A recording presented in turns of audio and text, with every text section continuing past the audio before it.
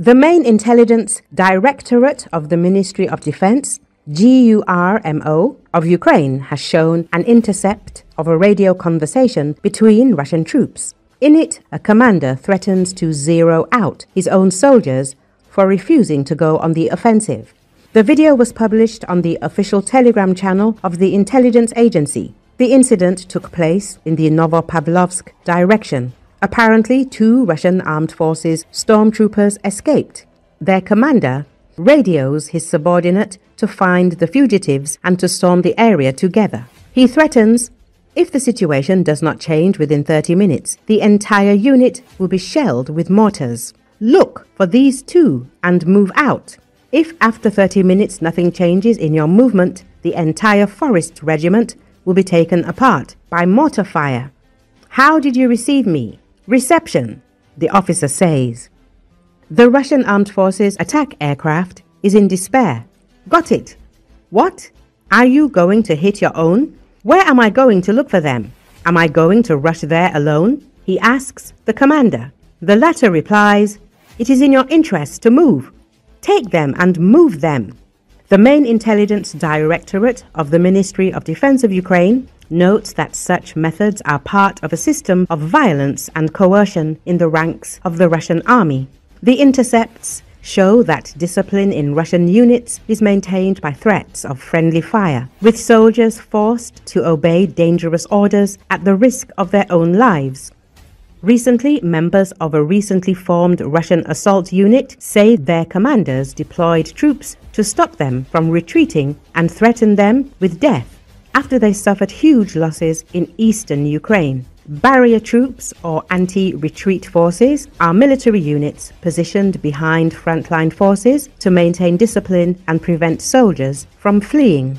Our commanders are a criminal organization. There is no other way to put it, said a Russian soldier who identified himself as Sergei Moldanov.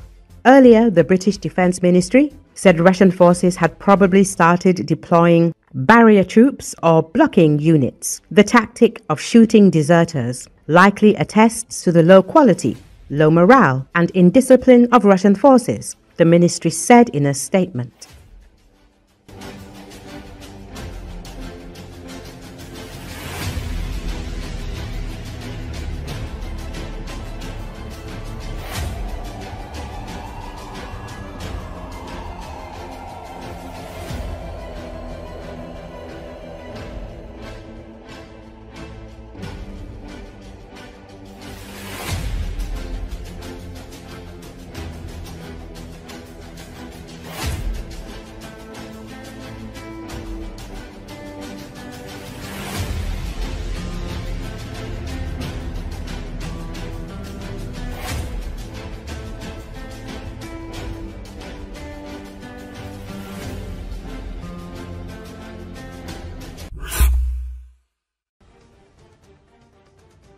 Russia's tactics of infiltrating small infantry groups behind Ukrainian defensive positions are increasingly worrying military analysts, The Times reports.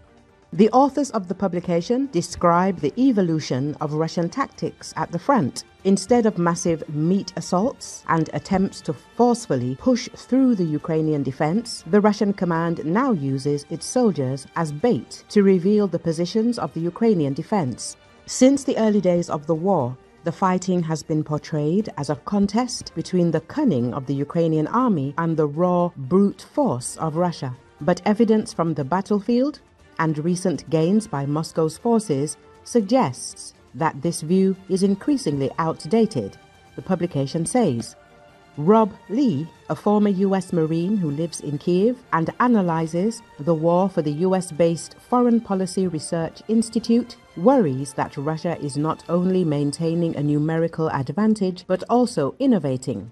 He worries about the prospect that the Russians could overtake the Ukrainians in technology and tactics and that Ukraine would lose the qualitative advantage it has relied on all along.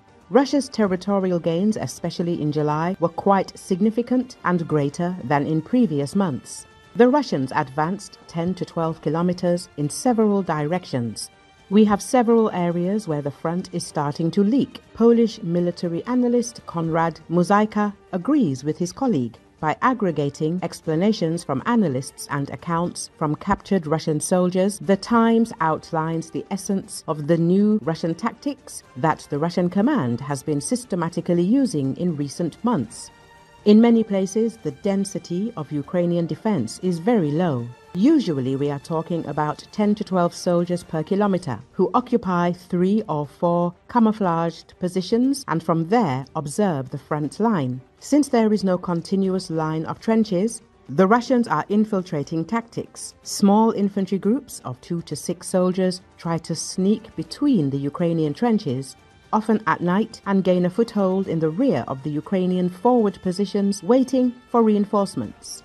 If Ukrainian soldiers see Russians crawling between their positions and open fire, this is also a success for the occupiers. After all, in this case, the Ukrainians will unmask themselves and then Russian troops will try to destroy these positions with drone strikes or aerial bombs.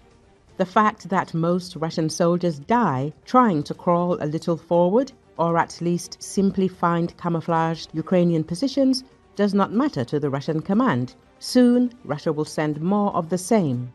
As The Times notes, amid the many examples of Ukrainian ingenuity and the Russian military's spectacular disregard for human life, it can be easy to miss that Russia's generals are actually constantly innovating too.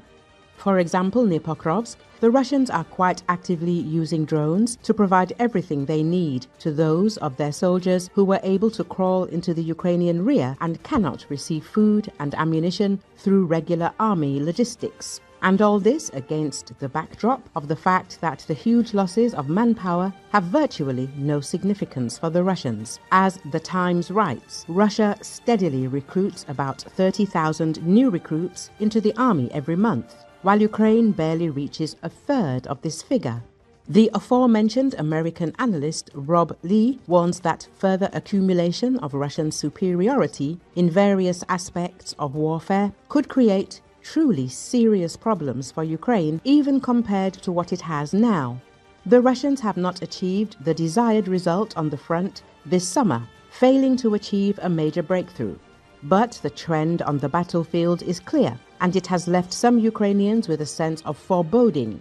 Russia's success in recruiting forces and using them more effectively has increased the pressure on Zelensky and convinced Putin that the fight is worth continuing for a while longer. The Times concludes,